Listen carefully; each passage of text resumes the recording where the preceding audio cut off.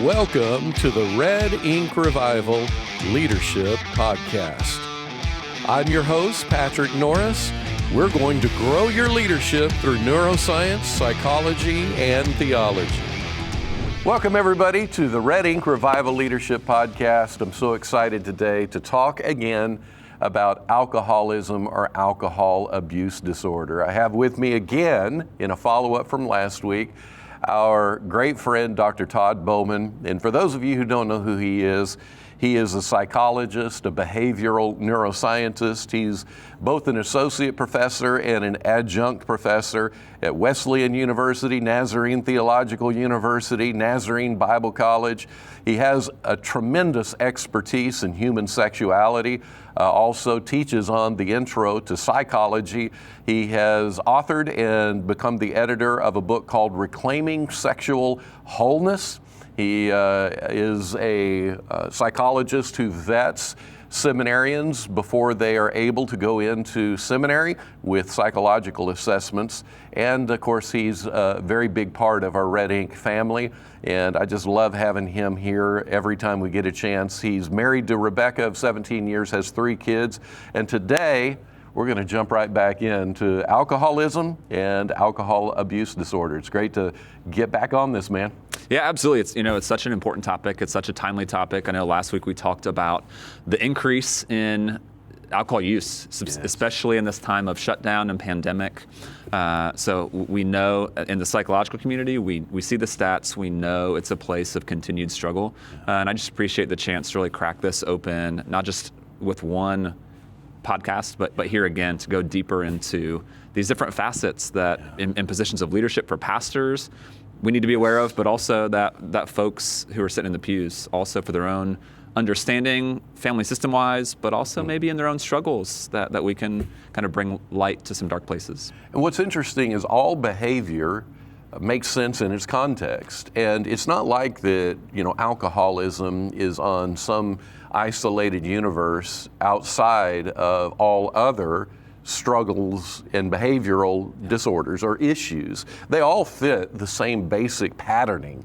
And so when you're pulling this stuff apart and we begin to see why we do what we do, we can see it not just through the lens of alcohol, but we can see it through the lens of really everything that moves to overeating, to gambling, to so many things that pull us into a controlled or a lack of being able to manage whatever those impulses or compulsions are.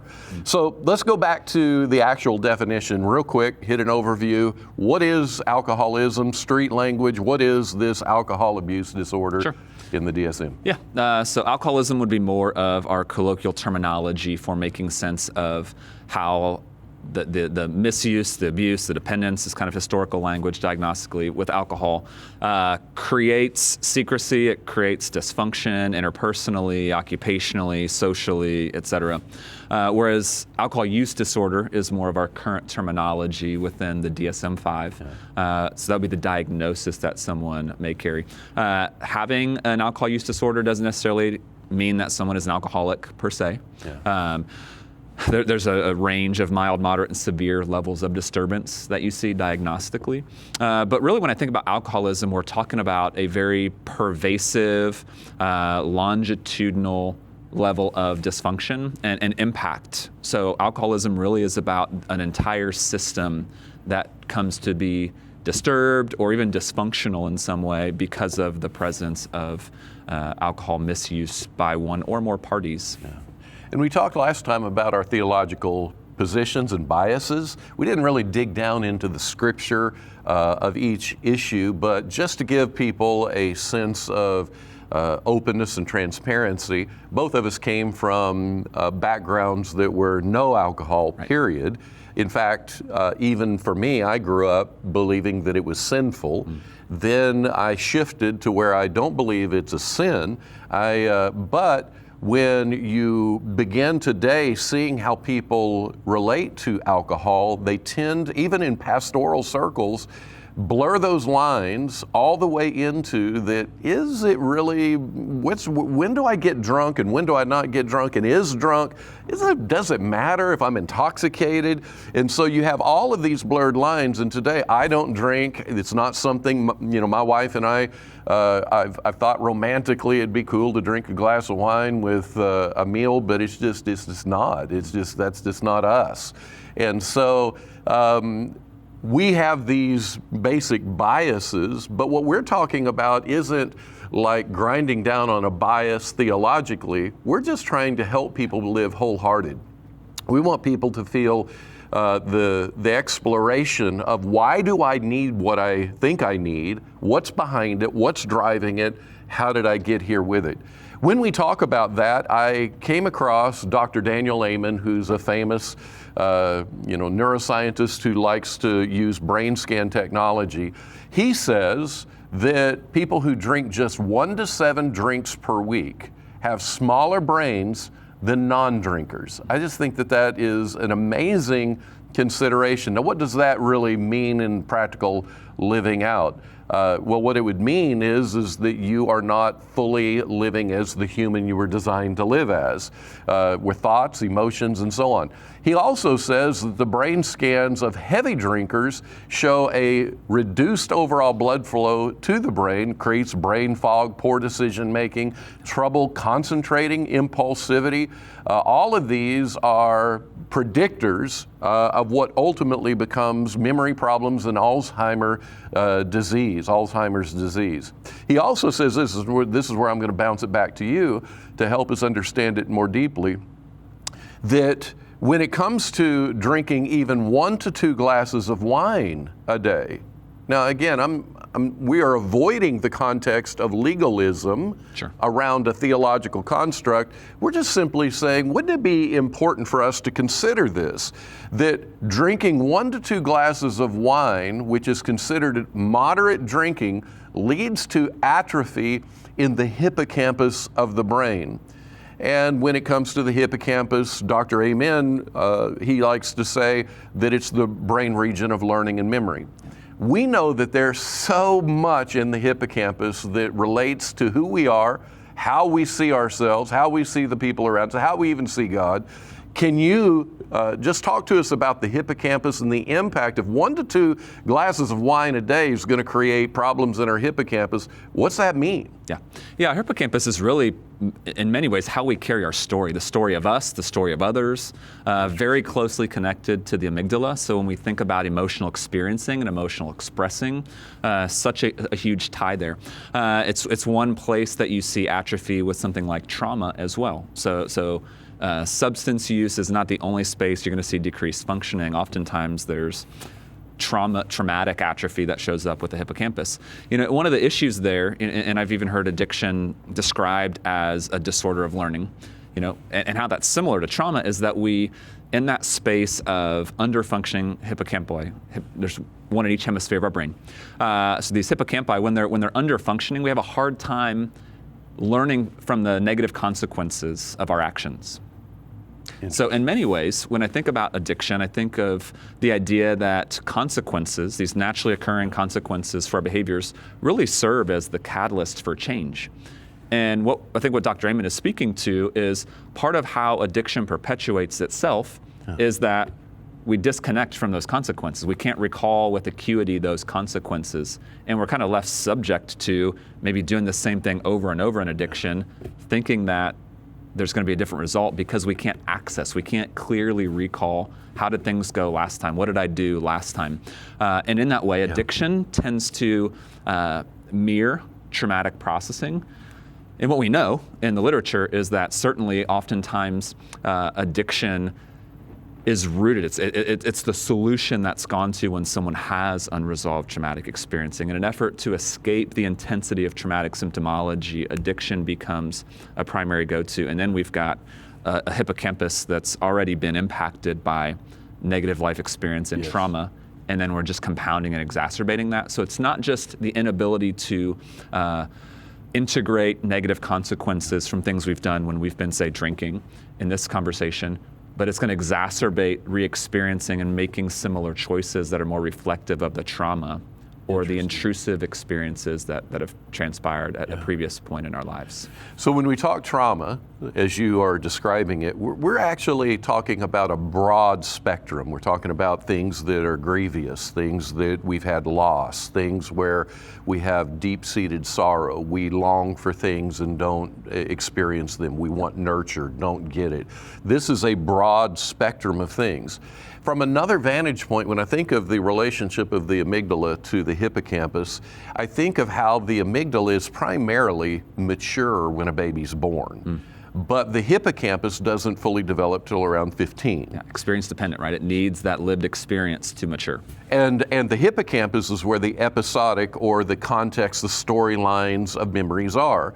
And when the amygdala has these emotional experiencing, it often doesn't have the network connections to the storylines. It just can feel. So a baby that is born primarily with an amygdala that is firing off emotional experiencing, but it doesn't have a storyline connected to it, there can be, when they get older, when they're 20s and 30s, they can have emotional moments and feel emotional states and actually not know how to connect it to a storyline. It's not rooted in their story from when they're younger. Yeah. Yes. And so when I think of that, and then I think of what this research is showing, that when we enter into things like alcohol abuse, what that does, or even 1 to 2 glasses of wine a day, that is amazing.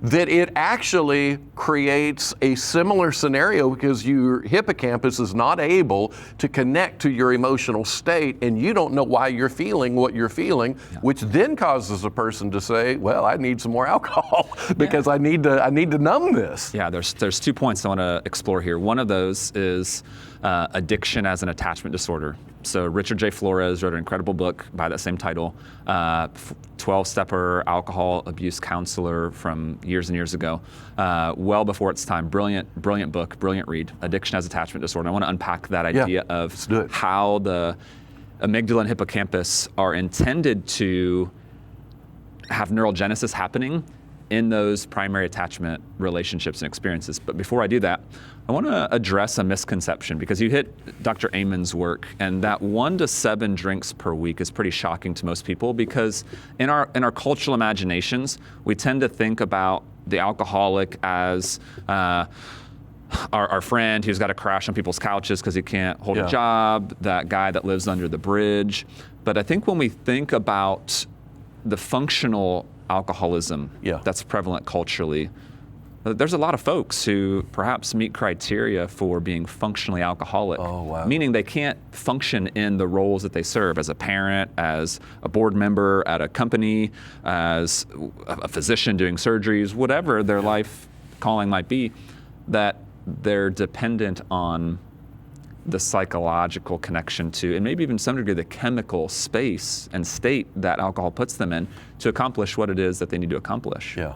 And I think we have to be exploring and making sense of alcoholism, much less through the lens of those people, the guy that lives under the bridge, the guy that, right, whatever, the lady that, right, like sleeps around at the party. If you've watched The Office, right, there's kind of a character there that I'm alluding to, right? Rather than, like, what is this functional alcoholism? And is it possible that if I come home and have a drink or 2 after work every day, that over time, we know, we talked about escalation last week, we can talk about kind of how dopamine transmitters change over time with experience, and right, like the idea of tolerance, the need for more and more.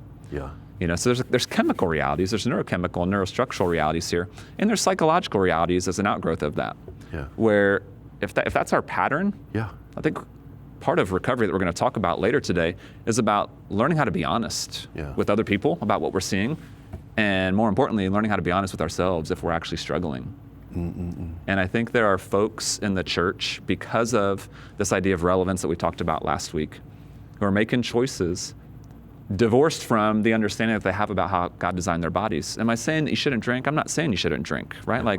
That's a free moral agency, Holy Spirit conviction decision that needs to be made. But I think people also need to know, wow, wait a minute. Like, that's not a whole lot of consumption for me to start seeing really negative neurological implications. That's huge. But Dr. Todd, like, my doctor said I should have a glass of wine every day. Like, well, are there other ways to get antioxidants? Like, can you ask your physician what other substances, right? Can you get alcohol-free wine? That's actually a thing. Yeah. Right? Like, or is there this draw to, but I like how it makes me feel? Yeah. And I think that's this road that we have to be careful, because that is what eventually leads to, I think, more of this functional alcoholism that I'm talking to, rather than, right, I lost my house, I lost my kids. It's like a bad country song, right? I lost my dog, I lost my truck. Yeah. Right? If we're thinking that, we're thinking too small. That the reality of alcoholism is much bigger than how we try and disconnect or dissociate ourselves from it. Yeah. And we need to be, again, this whole conversation, I think, is about learning how to call the church back to honesty. Yes. Call pastors to honesty, to call pew sitters back to honesty. Absolutely. And we're going to get there. But I just want to make that point, that we have to really expand our imaginations around how does alcoholism really show up practically right now in American culture. And it's not as exclusive as the hobo that we've made it for years and years. I love that. It's here, and it's present, and it's in the church, and we have to address it head on. Hey everybody, I want to slide right in and interrupt the conversation. I want to ask you to do us a huge, huge favor. If you can go to wherever you get your podcast and review it. Give us a review and give us, 5 stars. It would be such a help to promote our show in Apple and in other places. Also, if you could like it and share it, if you watch it on YouTube, if you will comment about the joy or the thrill or the insights that you're gaining from it, I want you to know that every comment becomes a catalyst for somebody else. Again, it would be a huge favor to us if you'd do that for us. But now let's go right back into the conversation. I'm not an alcoholic. I don't even know anybody who's an alcoholic. You may be thinking this whole 2 episodes was irrelevant to where I live. I want us to think about addiction, and in the same way to expand the imagination, that when somebody is diagnosable as having an addiction, there are just certain factors. Addiction's nothing but a word. It's a word to say these factors have all come together. But what if you have 5 of 7 factors? Well, that just simply means you're in process towards. Every human being finds themselves in some level of addictive or compulsive behavior that may not put them into a diagnosis, but in fact, when you look at stay-at-home mom, great, she gets her housework done, but boy, she, at the end of the day, her phone tells her she spent this many hours on social media. That's just an example. Or a pastor who is overtly in need of seeing how many likes and comments he got on that last post that he made, and feeling identity emotional spinouts from whether or not there was a lot or there was a little. It even goes into how we binge on food. Yeah, I was going to say, binge eating disorder, huge. It's in my mind. For pastors. Yeah, absolutely. For me. Yeah.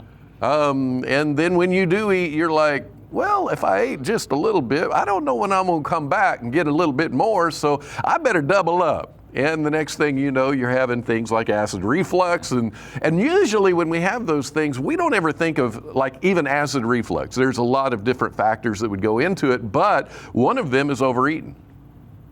So when we, have to take acid reflux medicine, do we ever stop and ask? Well, how did I get here? And what is the neurobiological or emotional drivers that is actually compelling me? So when we're talking about alcoholism, it's both specific to alcohol and it's also indicative of every driver that's in our lives. So when we think of addiction, it is never about the addiction. It is never about, the behavior's not about the behavior. And that is where Christianity has really gotten off rails for many, decades and decades and decades and decades. And because we get into behavior management. We're all focused on the OCD of rules. What is the legalized, what's God think about rules? When I think of sin, by the way, I think of sin not as God's OCD, obsessive compulsive disorder, on the rules of this is the way I like it. I see it as that sin is hamartia, it's the missing of the mark. It is God designed us to be functional, healthy, and to give and live the image of God, being glorified or showing the glory of God around us. When we sin, all of the order or the processing towards that glory of God becomes darkened or diminished or marred. And it actually, the wages of sin is death. It always has a consequence. And when we have these consequences, God loves us so much, He hates sin. So the issue is us, the issue isn't the behavior. And that's not how typically within church contexts that we approach it. So let's talk, and I'm going to hit it back to you on addiction's never about the addiction. What's it about? Yeah, so to kind of double back to Addiction as an Attachment Disorder, this book by Richard J. Flores. When you say attachment, what do you mean? Yeah, so we're talking about the human bonding process, Yes. right? So when you think about attachment, typically the first thing that comes to mind is infants and their mothers. Gotcha. Right, that there's this unique aspect of connectivity that originates in that relationship that's fundamentally unique. Yes, right? yes. And if a mother's inaccessible, the child will attach to the most reliable, consistent, safe, trustworthy caregiver. Yeah. And we know, based on some Iranian and Romanian orphanage studies through the latter part of the 20th century, that when there's not that consistency or responsiveness or attunement, when kids are effectively left alone in cribs, and maybe one caregiver that comes and checks on all them, but the infants can't bond because there's not enough time, right? Like, man, there's some really significant impairment in our executive functions. You mentioned them earlier when you were talking about Dr. Amen's work on how alcohol shrinks our brain and really interferes with these executive functions: memory, decision-making, impulse control, affect regulation, right? Essentially, those are our clinical terminology, or that is our clinical terminology for what Paul would talk about as peace, patience, kindness, gentleness, fruit of the Spirit, self-control. Yeah. Right? That we have to make sense of these clinical constructs through the lens of Scripture and how God designed our bodies, and I think those are fascinatingly overlapping. Let me just jump in on that. I think it is so critically important that we understand that those fruit of the Spirit aren't some hyper-spiritualized moment in our lives, but they are actually God, the Holy Spirit, working through our human spirit that is working with the design of our human body. So each one of those, even when you talk about the bonding of the mom with the baby, that isn't just some kind of mystical happening. That is neurobiological, neural pathways that are connecting to each other and then galvanizing, getting stronger and stronger until there is this secure attachment. Well, the fruit of the Spirit, then when you talk about peace, patience, kindness, goodness, gentleness, all that stuff, all of those are actually understood through the brain. So you just said that you can take neuroscience and it helps us understand the fruit of the Spirit in this case. But when we read the text of Scripture, it helps us to understand, oh snap, something's going on in my brain. So back. Yeah. Well, I mean, it's kind of the embodiment of Genesis 2:16, where we kind of blow past it. Yeah. Right. It's not good for man to be alone, so I'll make him a wife. Like, woohoo! Like, whoa, time out, pause, slow down. Like, what if we took that first part as an independent theological construct? Yeah. And then began to make sense of the human experience. Yeah. Right. Back to your point. How do our brains change when we're in relationship versus when we're in isolation? So amazing. So back to these orphanage studies, right? Like, what we know is when we foster an experience for a developing child, an infant, that's contrary to God's design neurochemically, socially, spiritually, for connection, attunement, responsiveness, we know that there's negative outcomes. Yeah. There's higher probability of sociopathy or antisocial personality disorder, of impulse control issues, oppositional defiant issues, and of course, addiction would fall on that list. So something's happened in their brains. Something's happened, right? So what Flores is talking about with addiction as an attachment disorder is that when we're not provided that quality of connection, quality of responsiveness, it's the silly stuff that we, right? Like as dads, right? Like I didn't know why gobbledygook was so important until I became a dad. And then I found myself, Patrick, like making silly faces, like, oh, you're just such a sweet little baby. Right? And I'm like, what is happening to me? Yeah. Right? Like turning my man card here.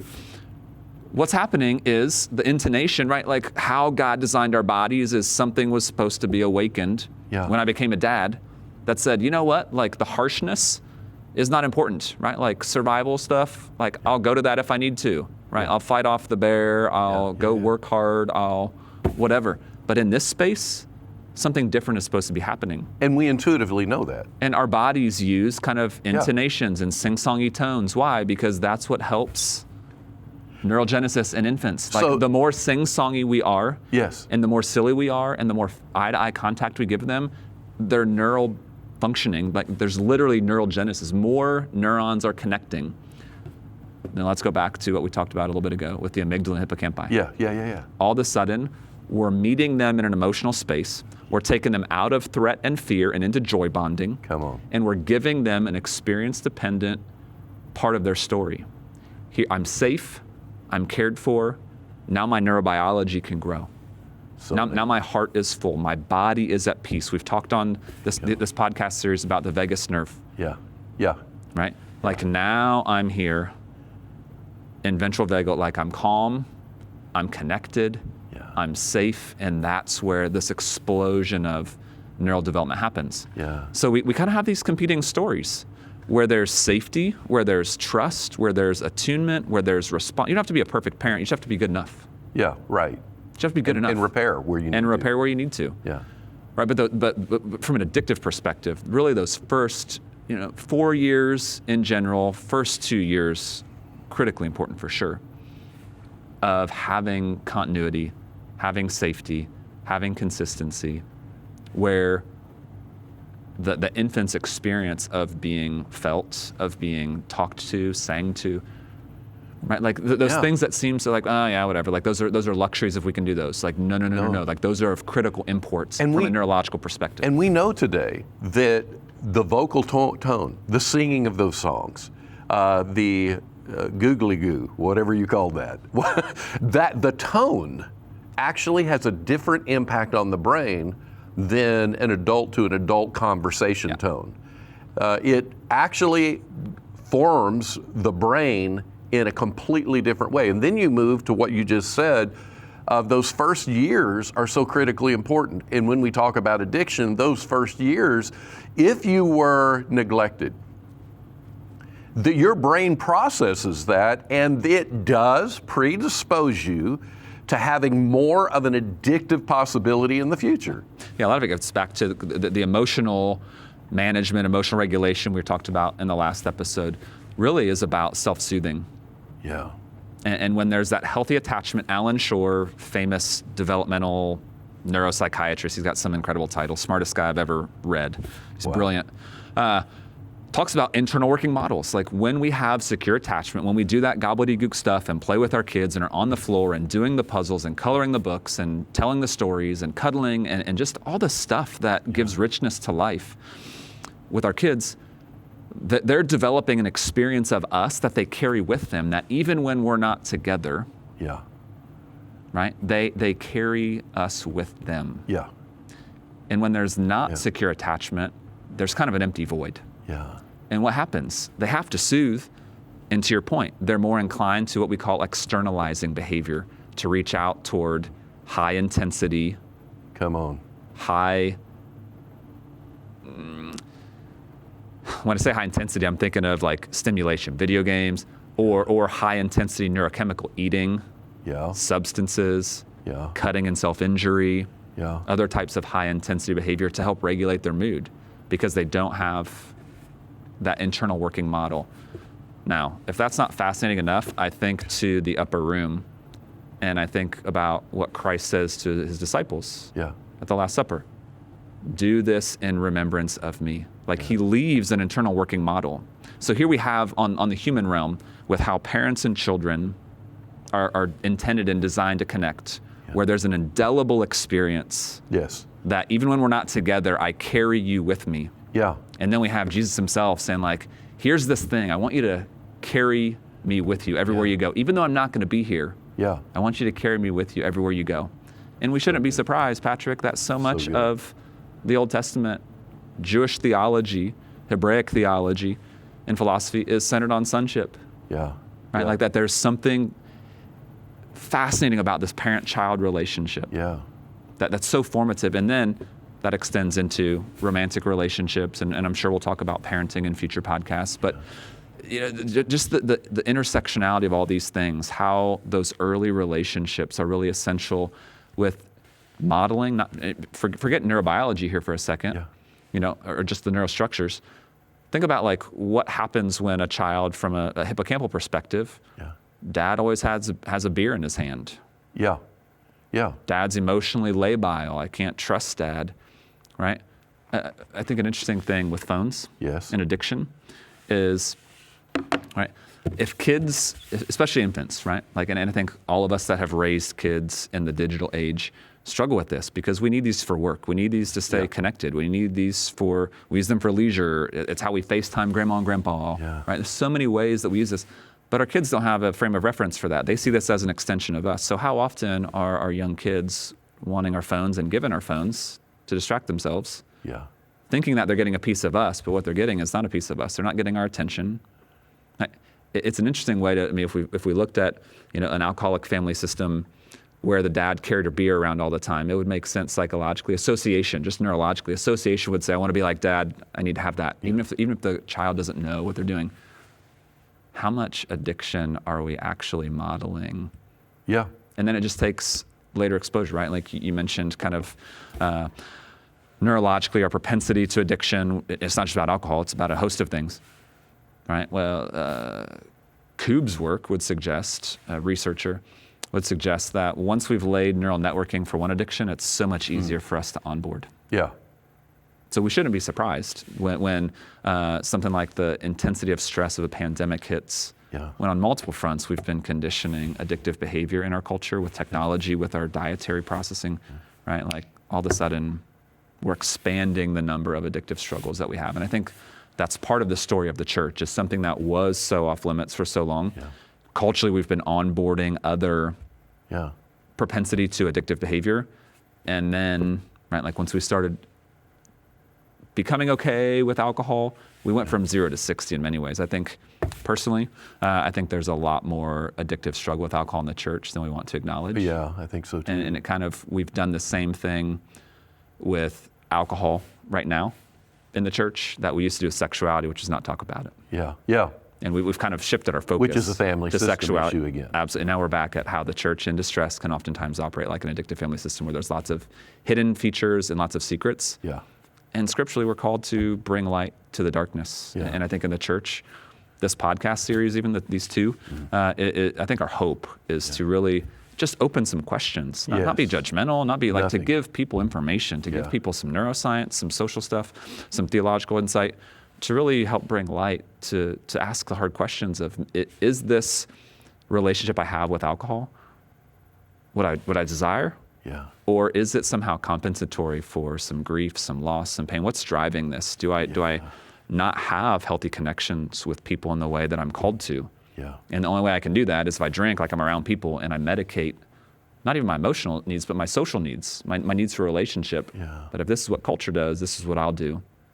And my beliefs maybe take a back seat, and I'm doing things that I don't really want to do, and then we're back into hippocampal functioning. Like I can't learn from my bad experiences. So wild. Right? It's fascinatingly interconnected. And I think maybe sometimes why there's silence around the conversation is because we don't want to deal with the complexity. And here we are kind of putting on the table dealing with the complexity. Absolutely. Let me jump in again and tell you about two amazing opportunities for pastors, spouses, and senior leaders of ministry. We have a monthly, we do on Zoom. It's a 2-hour event every second Monday of the month throughout 2021. We also have 6-week modules that are called Weeklies. So we have a monthly, and we also have an opportunity for Weeklies. The Weeklies, we help you rediscover the deeper parts of your story. First, I want to dig down into our monthlies. We gather with Dr. Todd Bowman, who's a psychologist, neurobiologist, is on many of our podcasts. And then we have usually a guest who is a tenured minister, a strategist, And we, for 2 hours, will have 20 to 30 plus different people who are gathered together. We collaborate and you set the topic. We come out of the gate with a particular thing on our hearts, and then you want to talk about tactics, strategies, what to do in a political season or in a pandemic season, or what needs to happen in your marriage or your parenting. Maybe there is a parishioner that is just triggering you like crazy, or it's so complex you're trying to figure it out. Well, we've gathered together the best hearts, the best minds to be able to pull that stuff apart and then help you put it together again. So that is our monthlies. Again, it's free, doesn't cost you a dime. It's our gift to you. Then we have our weeklies. Our weeklies are with 6 as a minimum, up to 10. We have males and females that are set apart, and we help you understand the emotional drivers that have been driving you and what has actually inked your sense of identity. It's a profound experience. Our graduates tell of how life-changing it has been for them. We walk through your history and we help you make sense of your present. We believe that God wants to expose roots that are actually behind our behaviors. It's an amazing discovery time to really rediscover you. We help you redeem life, and we help you re-dream ministry. We would love for you to be a part of it. Normally, I get $150 for coaching, $150 an hour. This whole program for 6 weeks in Mod 1 would be valued at around $900 of work. And yet, it is my gift to you. I would be honored to walk the journey and to go heart and heart and hand in hand with you. Both the monthlies and the weeklies are featured on Zoom, so wherever you are in the world, it actually is something you can do.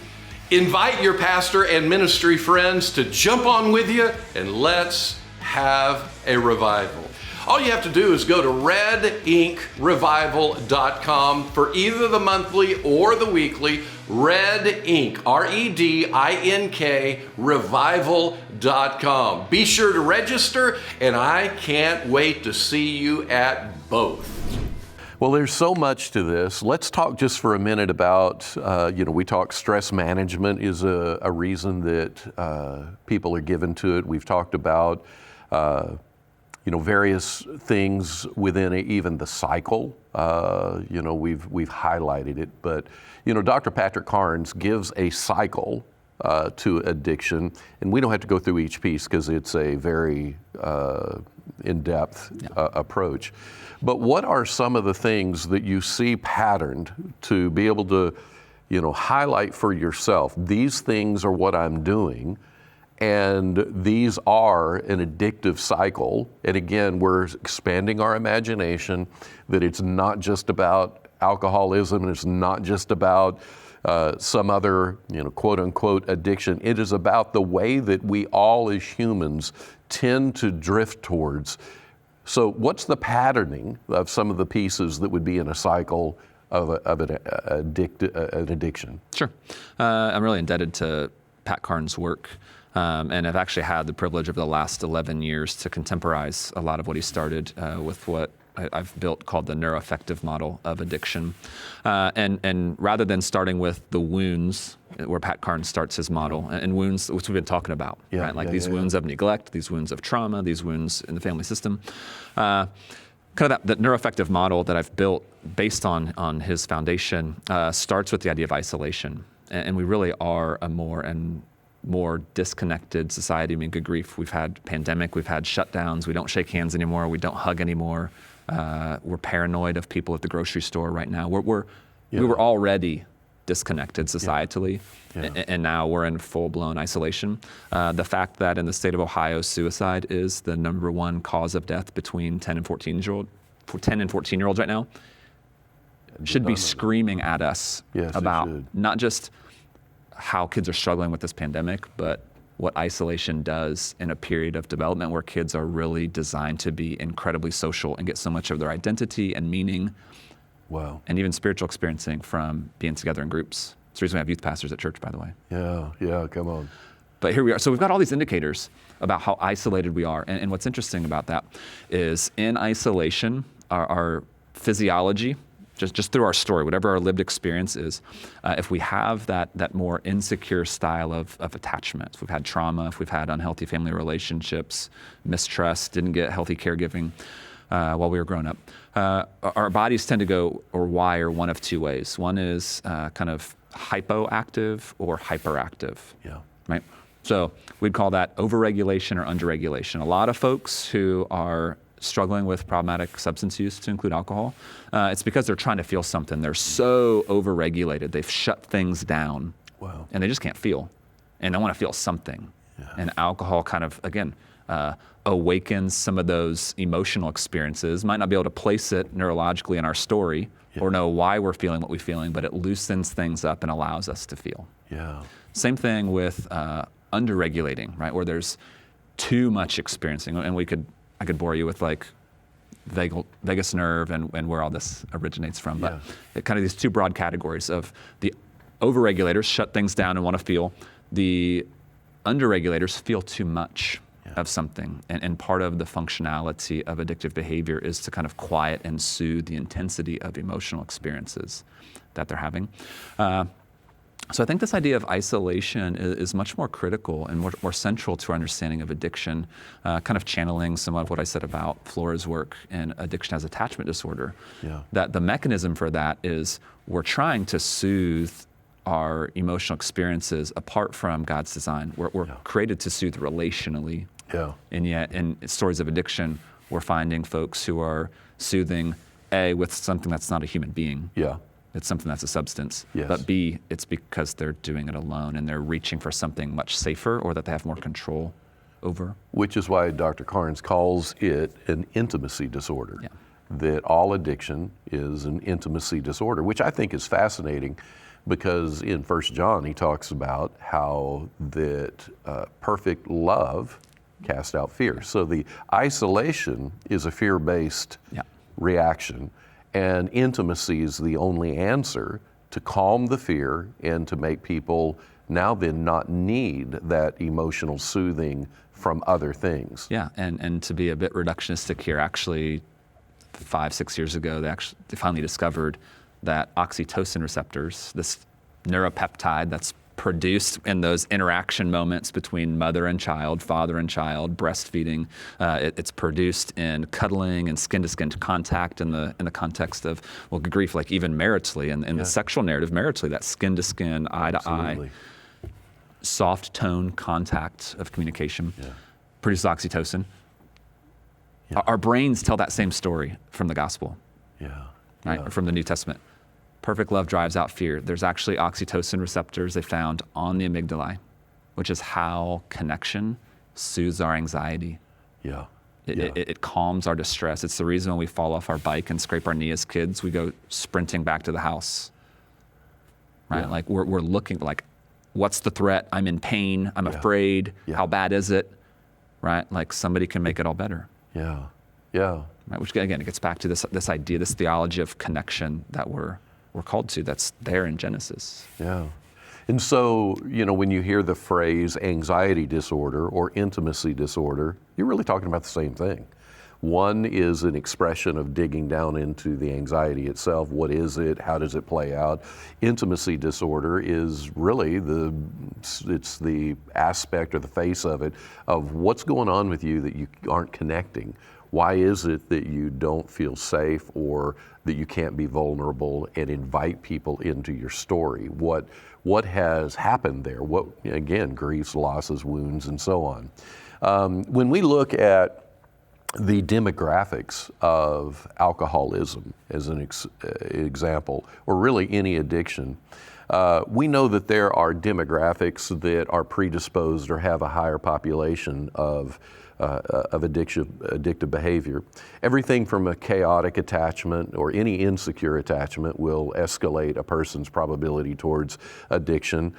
Enmeshed parents, so if you have parents that derived when you were young their emotional stabilizing or stabilization from you as a kid, they told you their hurt stories, but they didn't tell you as a teacher, they told you as a peer to gain back their sense of stabilization, which then skews the future addict's identity. They are not sure who they are and who they're not, where they begin and where they don't. Yeah, the role confusion in that, right? Like that they're put in a parentified yes. role and expected to be the surrogate Yes. caretaker for their wounded parent, rather than the parent being the nurture, caretaker, emotional support for the child. Which is so interesting, is it? Because it goes back to the intimacy issue and what is healthy and right.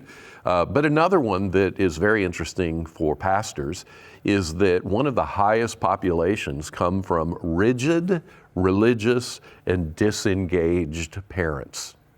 So rigid, religious, and disengaged parents. Talk to that just for a second, and then we'll jump into the process of recovery. Yeah, when I think of rigidity, I think about expectation, right? Like there's, and I'm going to keep that separate from kind of the moral dimension of rightness and wrongness with religiosity. Yeah. So we're not talking about spiritual families. We're talking about religiosity as kind of a very moralistic, black and white, right and wrong. But rigid is about conformity to expectation, right? That there's such strict, specified, prescriptive ways of being, thinking, doing, behaving, playing, right? I think of people that I've worked with where the expectation was even in their athletic accomplishment, right? Like performance, music or theater, right? Like that the rigidity is like you meet the mark, it's black and white, it's all or nothing. Yeah. And your identity gets wrapped up in that. So there's an expectation element that's there. And then you kind of catalyze that with the morality element and this kind of religiosity, which is not about relationality. It's not about growth and grace over time and maturation. It's about like, thou shalt. Follow the rule. And if you didn't follow the rule, right, get back to the rigidity, there's very strict consequences. Yes. Which is all about aversion to, like what gets conditioned in that space is aversion to Jesus. Yeah. Right? Like, why would I go to, like, my dad punishes me when I fall short. Like, why would I go to the guy that says he loves me when I fall short? Like, because clearly my lived experience says, like, you have to love me, but you don't really love me. Yeah. You got to love me because you're God, but you don't really like me. So you've got this kind of rigid, kind of black and white, high expectation, moralistic, fear-based experience. Disengagement, right? Like where there's just not a sense of emotional connection. There's not a lot of sharing. There's not a lot of kind of living life together. There's not a lot of laughter. There's just disengagement, and the family is not really cohesive. It's not really connected. It's there as maybe a social unit, but not there as a trustworthy space of relying on one another. It can be as simple as a dad whose only connection is lecture. Yeah.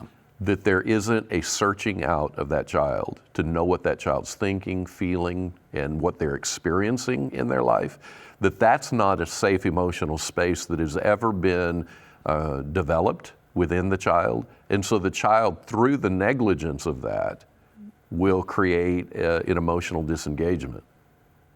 To me, it's just wild.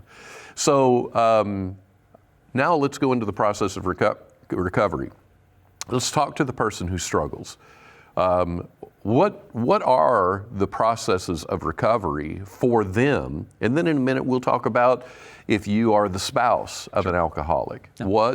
What do you do if you're the child of an alcoholic, especially when so much of their life is blending over into yours and you're trying to hold the boundary line? We'll get into that. But first, what's the process? How does the actual alcoholic move forward? Yeah, I think one of the things we have to keep in mind psychologically with addiction and recovery is how much of a driver shame really is in our addiction stories. Amazing. And shame would leave us feeling like we're unworthy, feeling like we're unlovable, feeling like we're beyond redemption, right? We're just intrinsically defined by the badness of our decisions rather than guilt, which is like, oh man, didn't do that well, but I'm going to rebound. Like next time, I'm not going to make the same mistake, right? Shame is just like at the very core, I'm defined by the lack of goodness that I desire in my life. Yeah. So when we think about recovery from that lens, right, like the antidote to shame on a psychological level is connection acceptance. Connection and acceptance. So recovery has to start with the willingness to entrust oneself to someone. Therapist, recovery center, being honest with the pastor that is caring for their soul. But it can't be done alone. And I think so often, we have this belief, this narrative, maybe it's mythology in our head that we have to do it alone. And I think in many times it's twofold. One is we're accustomed to the isolation in our addiction narrative. Yeah. We don't want to be a burden. We're so ashamed. We don't want to be known. Yeah. Which is real. I mean, that's a real struggle. I think a part of that, though, is about the what does it mean to be known? Yeah, right. Right, like I want to do it on my own, so I want to be isolated. And sometimes it's even generative, right? Like, I don't want other people to suffer. I don't want other people to have to care for me. Yeah.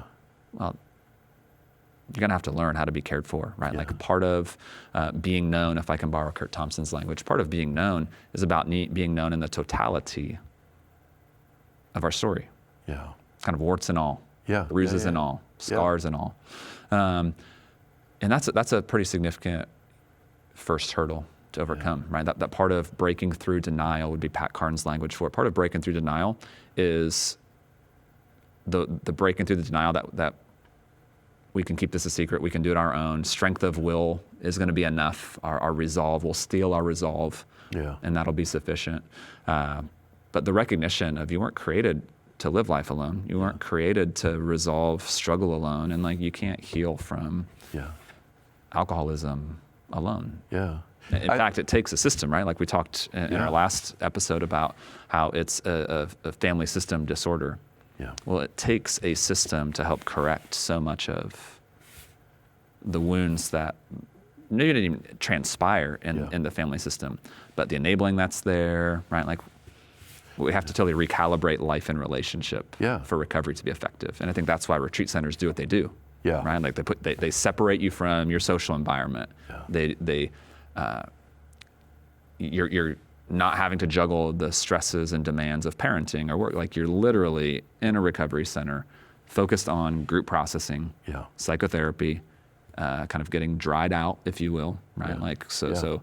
Yeah. And sometimes there's really unfortunate and intrusive things like delirium tremens, or get the shakes if you haven't drank, and man, that process of detoxing, I think sometimes is what keeps people stuck. Yeah, yeah. Right? But again, it's this kind of aversion to the consequences. But consequences are the catalyst for change. Yeah. But that's maybe not impossible to do alone. But it's close. Very, very, very, very rare. It's close. Well, I think of Dr. Carn's work, and after working with thousands of people who have recovered from addictive issues, he has gone back to ask the questions, what were your biggest factors? And this is a secular therapeutic process. This isn't a Christian organization. And because of taking people through like the 12 steps, one of the 12 steps is having a quote unquote higher power. And so interestingly enough, that these people who have recovered from an addictive bond, they are people who report that the number one factor of their recovery was their higher power.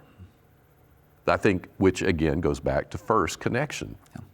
But the higher power and the way that they explored it in the 12 steps is not about transactional interactions. It's not, dear God, deliver me. The higher power was, for the first time in their lives, they had this calmed interaction of feeling seen, heard, known, and loved. Well, of course, you and I, we're Jesus people. We believe He's the way, the truth, and the life. And so we believe that interaction of simply inviting Jesus to be present in your moment, and even going back into your backstory of grief and trauma, and then reliving some of those moments, but inviting Jesus and His heart and soul, His empathy and compassion to you as you're working through your stuff. Well, even there, it's difficult to do that by yourself, because if you don't have a professional like yourself who can sometimes challenge things, like I remember one of my therapist friends, he had been exposed to pornography when he was like 8 or 10 years old up in the attic of his mom's boyfriend. And so we're working through our training, and I asked him, as we're doing this worksheet, I asked him what I'm straddled with here in the exercise. What is it that you are responsible for here? And he owned the complete responsibility of looking at the porn at 8 to 10 years old. And I asked him in return, I said, well, let me challenge that. I said, if you as a therapist today had an 8 or 10-year-old kid in your office, would you blame the kid or would you see somebody else that's culpable? And he said, no, I wouldn't put any of it on the kid. And I said, so isn't it interesting that a professional is even skewed based on their emotional experiencing of childhood on up?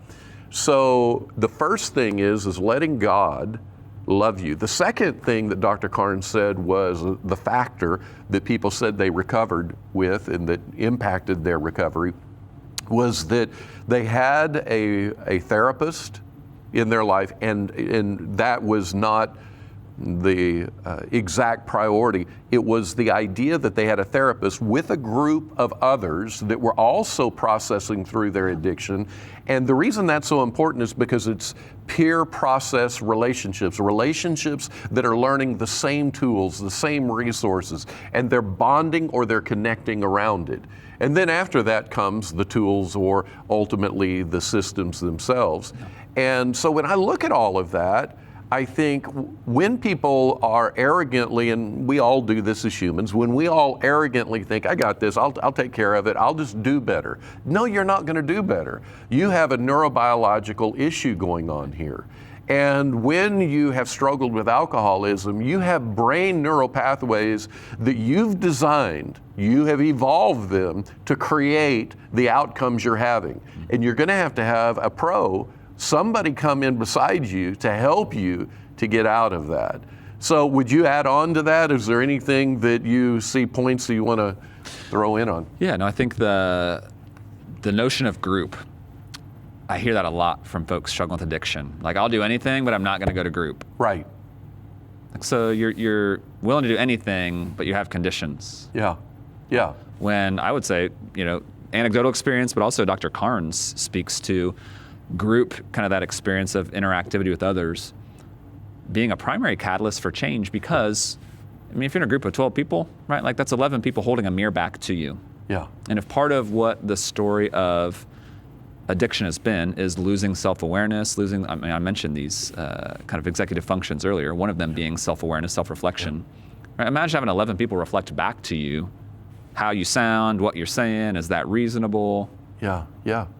Right? Irvin Yalom would say, like, there's this recapitulative energy around our primary family experience. If you're wounded in a family experience, all of a sudden the group becomes this space where you're going to work out a lot of those wounds. Yes, come on. Right?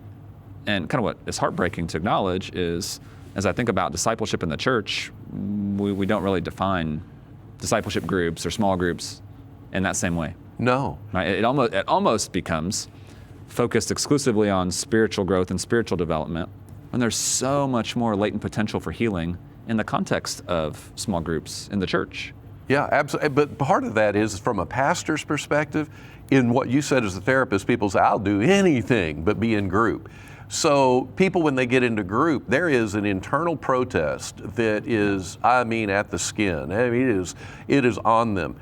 I actually have had multiple people reach out to me as a pastor of a church that they heard about. And I'll ask them, where do you go to church? They'll tell me. And then I'll say, so have you talked to your pastor? And they're like, there's no way I'm talking to him. And I'm like, well, it just is mind-boggling how dysfunctional we are as Christians, that the very person that we're supposed to be known and loved and cared for, maybe it's not the pastor, but maybe it's a staff member or a small group leader, we don't have the skills or the functionality. So what we have are these pseudo-intimate groups that over time, for some, it is a blessing, but they don't go real deep. It's more than maybe what they've had before. But for others that are used to some level of connectivity with their close friends, they're like, that group doesn't touch me. It doesn't help me at all. And there's so much content in the world today. I can YouTube to find out my Bible study. Do I even need this? And so I hear from addictive people who've been in recovery. Yeah, that's right. They'll say, I've been in church my whole life and I have never had the kind of relationship connection in my friendships like I've had in recovery. And then I'll hear military people say, the only place that I've felt it anywhere close is whenever I was in Afghanistan or wherever. And those guys I felt that with. And they're not even Christians. So, the friends that they've had. I just think that it's an interesting piece of the puzzle. And one of the things I want to say around the connectivity is often people will think, well, I have my brother, biological brother. I talk to him about this issue. It's like, well, your brother probably has no relational abilities to be able to dig into you. So even when we talk about, people will say, I just need an accountability partner. Well, what is an accountability partner and what's the criteria? Because an accountability partner isn't somebody that's going to police you. An accountability partner is somebody who's skilled to search you. Right. That's it. So you say, I relapsed. An accountability partner, if they are good, what they'll do is say, well, tell me about it.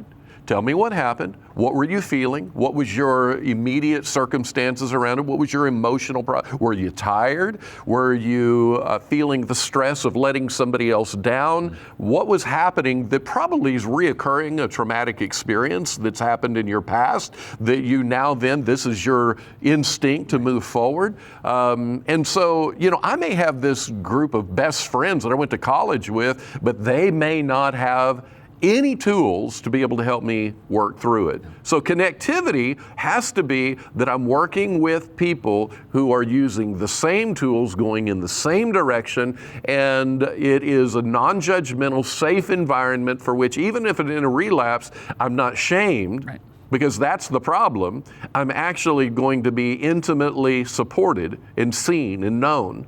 So I find that as such a critical thing. So I think, just to be very direct, that anybody struggling, you need a therapist. And some people are like, I don't have money for a therapist. Well, do you have money for alcohol? Do you have money for all of the shrapnel and the collateral damage that's happened in your life? Do you have money to be able to deal with all this? I do want to hit one more piece. I think you need a therapist. I think you need a group. I think you have to be intentional about your recovery. But one of the things around connectivity and how these connection issues and shame, sometimes within the family system, you'll have an alcoholic, and then you'll have them in a relationship with a spouse, a male or a female, and the spouse can be a rule keeper, it can be a fixer. In other words, they're not used to emotionally leaning in to see, feel, hear, know, and explore what's going on. So everything's a threat to the spouse. The spouse's only return is to fix it, and which heightens the addictive model. So what would you say to somebody who is struggling with alcohol and yet they get triggered by virtue of kind of the toxicity of how they relate to their spouse? Yeah, the dance, if you will. I think, there's a movie, I think Anthony Garcia and Meg Ryan starred in When a Man Loves a Woman. And it's all about a family system where she goes away for treatment and comes back, and how the functionality of their relational system was dependent on her addiction.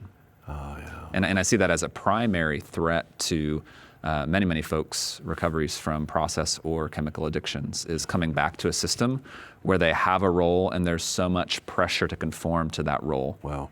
And sometimes that role is the addict. Yeah, yeah, yeah. And there's some level of kind of system-wide balance or benefit or payoff in some way of having that person struggle. And that's when you tend to see relationships break down, is because the pursuit of health and wellness, the rigorous honesty, right? Like, and it's tragic. Yeah. And it doesn't have to be that way. Yes. Right? Like when there's self-reflection, when there's recognition, when the spouse can say, oh, you're different, and get the kind of ancillary support around, like, you're changing, that means our whole system's going to be changing. How do I need to grow? Yeah. How do I need to lean in? What space do I need to create for this new part of you? Right? So that we're not stuck in this toxic dance where inevitably I'm going to enable you or pressure you, and you're going to conform back to this role of the addict. Let me break in one more time and tell you about RedInkRevival.com, REDINK Revival.com, and sign up for our blog e-newsletter. Every month it'll hit your inbox, and in it we'll have not only a provocative blog post by me and some of our other professionals, but also we will share with you our events, our monthlies, our weeklies, all the details are there. And I want to remind you to subscribe to the podcast. It's such a help to us. Review it, comment, like, the whole deal. If you share it to your friends when something lands for you, who knows how that could multiply our influence. And it'd be a gift to us, and it'd be a gift to all your friends. I just want you to know I'm holding you in my heart. We're praying for you. We believe that 2021 is a year of supernatural increase. In a system for which the alcoholic has not gone for treatment, they're still in the situation. Yes, the individual has to take full responsibility for their choices, 100%. Right. So we're not blaming the spouse for the choices that they're making. But in humility, the spouse would need to look at that and say, I am a participant.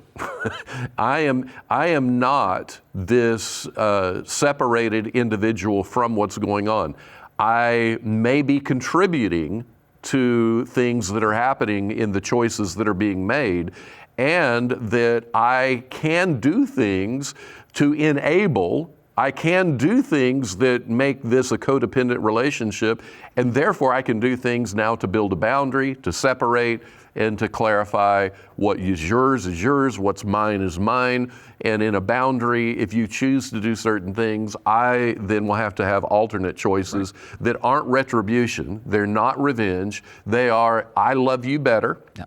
Whenever I'm safe and healthy. And so when you violate that and you move into my boundary without regard to me, then what that means is for me to love you like I want to love you, for me to have the emotional presence to you that I want to have, I've got to get some distance, or I have to make some decisions. So let's talk about that side of it. Let's talk about a spouse who's just wanting to do everything they can to support the recovery of an alcoholic. We know, first of all, firing bullets at them, to demean them, to tell them, how in the world, and this is what I hear sometimes from spouses, and they're sincere and they've never been trained around the things we talk about, but they're very sincere, and what they'll do is they'll say to the spouse, why are you doing this? Why? Don't you know what it's costing us? Like that is going to be the catalyst for change, but actually it only fuels the addictive behavior. So talk about what a spouse can do to help process the addict through their addiction. Yeah, I think it's very similar as far as needing to lean into their own story. Now, obviously, it's different as far as is there rehab involved? Is there specific treatment? But kind of that co-addiction model, right? Like not almost codependency model, right? Like the co-addict model, right? Like where there's somebody struggling with addiction and their partner. Sometimes it's codependency, sometimes, right? Like there's psychological payoff for being able, what's the function of even that? Yeah. Is it control? Or is it repeating a pattern from something dysfunctional that they've perhaps experienced growing up? What are they replicating? So whatever the rationale is, whatever the explanation is, there's a lot of need for self-reflection. Yeah. And I think back to your point about how therapy is such a primary space, support groups, right? There's a reason Al-Anon exists. Yeah. Right, for folks to get together and help make sense of there's a reason, we mentioned it in last week's podcast, there's a reason that adult children of alcoholics and other dysfunction exists. Yeah. Right, to help people either as children or as adults, if they're part of an addictive system, to be among people who are doing the same work. So they're really, really parallel paths. Yeah. I think sometimes the mythology is let's get the individual struggling with the addiction healthy, and our system will magically revert back to what it could be. The fantasy in my head is when he stops his bad behavior, we're going to flourish in our relationship. It doesn't work that way. That is right? So it takes amazing. A lot of dedicated hard work, hard truth, right? Rigorous honesty would be the AA language for this. Right? It takes a courage and willingness to persist in rigorous honesty with self and one another. Yeah. Right, to cultivate that sense of healthy relationality and the healing of all parts of the family system from struggles with addiction. Wow. So really, for the spouse, it's important to do your own work on you That's the greatest gift you give yourself, and it's the greatest gift you give to the marriage, and it's the greatest gift you give to supporting them. So being a fixer of them is actually not going to help. Yeah. You say fixer, I hear enabler. An enabler. Right, like, because they're trying to do something, I think this will help. But like, if what you're doing to help perpetuates the addiction, like, it's enabling by a different name.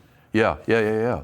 And then you've got to, as the spouse, live healthy in your boundaries, which typically you fall into the drama triangle, put together by a guy named Cartman. Yeah.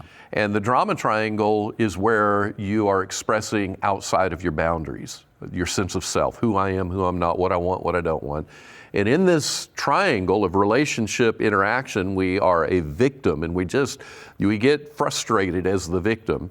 So then we move up to a power position, one up, and then perpetrate. And we're like, ain't gonna never happen. And you get mad and you just tell them what for. And then you feel bad. Chemicals release out of your brain of the fight, and then you are vulnerable and you think, I gotta rescue them. So then you jump down and you guys just jump around the triangle all over the place. Well, what I was so fascinated by is that if you are living in that drama triangle, it is impossible to not have heightened levels of anxiety, depression, and rage. I think of that, and then I realize the antidote, or the healthy process out of that, is to simply reestablish who you are, who you're not, what you want, what you don't want, and then hold yourself in that boundary. Well, that again is something that's not intuitive for most of us. We never learned that. And so we don't live in our sense of self. We don't live in those boundaries. So let's talk just for a second about the idea of a spouse who sees their significant other who's struggling with addiction. They need really to go to a treatment center, and they need to pay for a therapist. They need to be in groups. But for some reason, they feel like I can't, and they feel like if I hold these boundaries, even the boundaries, if I find another bottle that's hidden, and if I hold myself in the boundaries and say there will be consequences, I could lose them. What if they become homeless? What if they end up in their homelessness being killed? And then what's that mean to my son or my daughter? And how do they make sense of that? Or even differently, what if it's my son or daughter who's the addict in the system? Yes. And then there's this additional emotional weight to responsibility for the child, or I hear that a lot, actually. Yeah, and see, this is where people get stuck. Yeah. And so then it's like, now I'm a victim, so they identify back as an emotional victim, that I am stuck in this life scenario, so the only thing I know to do is yell, scream, throw stuff, cuss, whatever. As a pro, as the expert, how do you help this spouse figure that complex thing out? Yeah. I think first is acknowledging its complexity, right? Like that it isn't some simple solution. Yeah. And it's going to take a long-term process of intentionality to really wrestle with and address and heal from whatever circumstances birthed and then subsequently reinforced that way of relating, that way of being in a system. What came to mind earlier when we were talking about Pat Carnes' notion of the higher power, so much of that first step is about surrender. Yes. And I think that's really the word that, if I could, like this parallel path that I described for the individual struggling with addiction and spouse, like that sense of surrender has to be at the center of their focus. Another word for that would be abdicating control. Yeah. Because what we're doing when we're not surrendered is trying to control it. And Christians even try to control in the name of Jesus. And it's like, you've been given authority in the name of Jesus, but you don't control. Yeah. God controls. Right. A biblical language, like, how do we die to ourselves? Yeah. Right. And that kind of open-handed posture of surrender. Right. It's hallmark for our theology, and yet, like, the practice of that is so much more challenging for all of us, not just in context of addiction recovery, for all of us. Yeah. It's difficult. Yeah. So I think that's the real imperative, is how do we cultivate a context of surrender when, on one hand, the individual struggling with addiction, like, there's something really obvious that needs to be surrendered. Yeah. Yeah. And I think for spouses that can feel really overwhelming. Like, what is it? Maybe what I need to surrender is my idealized desire for the relationship. So good. Maybe what I need to surrender is this fear about what might happen. Yeah. Because I don't know, it's kind of dark and morbid, but the drunk driver effect, right? Like most drunk drivers walk away from those accidents and the people they hit don't. They're fatalities. Because there's a looseness in the drunkenness that allows the body to absorb the energy. When we hunker down and try and control things, right? Like our bodies experience more damage, and I know that's dark, but if I can borrow that as an analogy, that's so true. Right? Yeah. Like there's a reason all of the wisdom for decades now around addiction recovery is rooted in this sense of surrender.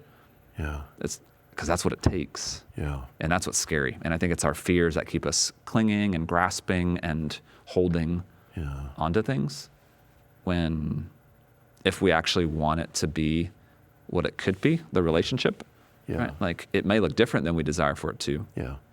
Yeah. That's the story that every couple I've worked with on the back end of recovery would say. Like this looks different than I ever would have thought it would or desired for it to. And yet there's a health to it. There's a functionality to it. There's an understanding to it. There's a maturation into this space. But it was rooted in our willingness to surrender, each of us, surrender the outcome, surrender the process, surrender our drives, our desires, our fears, and allow the Lord to really take this and make something of it. Oh, that's so good, man. It's interesting how we want to control outcomes in life in general, and then specifically when stress goes up. My DISC profile is an example. I am above midline D, above midline I. D's a little higher in the DISC profile, and D is more that dominant decision maker, and I is the partier, the influencer. But when I'm under stress, it shows that my D goes up. D goes way up. And then it's like, and my kids could tell you this, my adult kids know that throughout their whole life, when Dad gets under stress, he's like, we got no margin. I don't want to hear anything that's foggy. I don't want to talk about anything that it seems to have some kind of peripheral vision to it. Does everybody understand we're on mission? This is what we're doing. Yeah. Does anybody that has any ambiguity around it? And they laugh. They make fun of me today. In fact, even today, they will periodically, whenever they sense that, the moment has a increased stress, they'll say, Dad, we got no margin. And then they start laughing. So thank you. I think that it's so important to realize that as a spouse, you're not going to be able to navigate the complexity of this by yourself. In the same way that the person struggling with addiction has to have higher power, which is Jesus for us. And when I say Jesus for us, he's really the only true answer. But secondly, you need to have a therapist and a group of people. Somebody to be able to process. And, sometimes when people think about being in a spousal environment or a family environment, they just think of, I don't want to get around a bunch of people that are just griping and complaining. Well, that's not a good group. If that's all they're doing is getting together, griping and complaining, but what they're doing is using tools to see you, yes, there can be griping there because somebody's just needing to be seen and heard. But the goal is connection, and in connection, you can begin to recover yourself, especially if it's being moderated or facilitated by a healthy therapeutic skill set that, a person brings to it. Well, let's wrap it up with this one question. Pastors and leaders, what would you say to pastors and leaders about first their own health, and then how do they lead their churches and organizations through this whole area of alcohol and alcoholism? Yeah, I would say that the pastoral responsibility is such that an intense amount of ongoing self-reflection, personal exploration, and personal development is at the heart of how you tend the flock. Yeah. And I think, I hope, I trust, I pray that even a part of this conversation will get pastors reflective about do I struggle with alcohol? how do I feel about alcohol? What's my story? What's my family experience? Like, how does my consumption or non-consumption influence how people make sense of me? And that we don't pursue relevance out of that. Well, I should start drinking to grow my church. Right, What? right. Like, that's not the goal.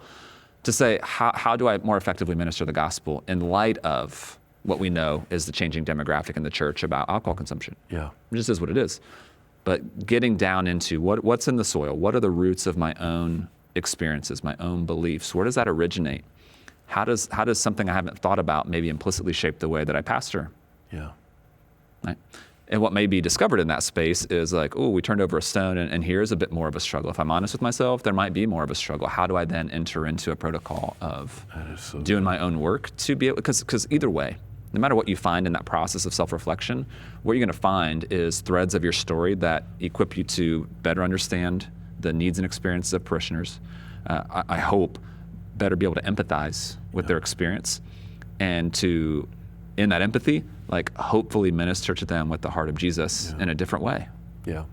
So I think no matter what you find in that process of personal discovery and self-exploration, I trust that it helps catalyze this experience of being a more effective, more attuned, more responsive pastor. And I realize I just described there being a safer attachment figure for your parishioners. That's right. That's right. It is so good. Well, thanks so much for just going this journey of talking through all of these different variations and ways to think about alcohol as something that often is abused. Man, I just so love these. Thank you for being a part of the Red Ink Revival, man. Yeah, absolutely. It's an honor, and I look forward to the next one.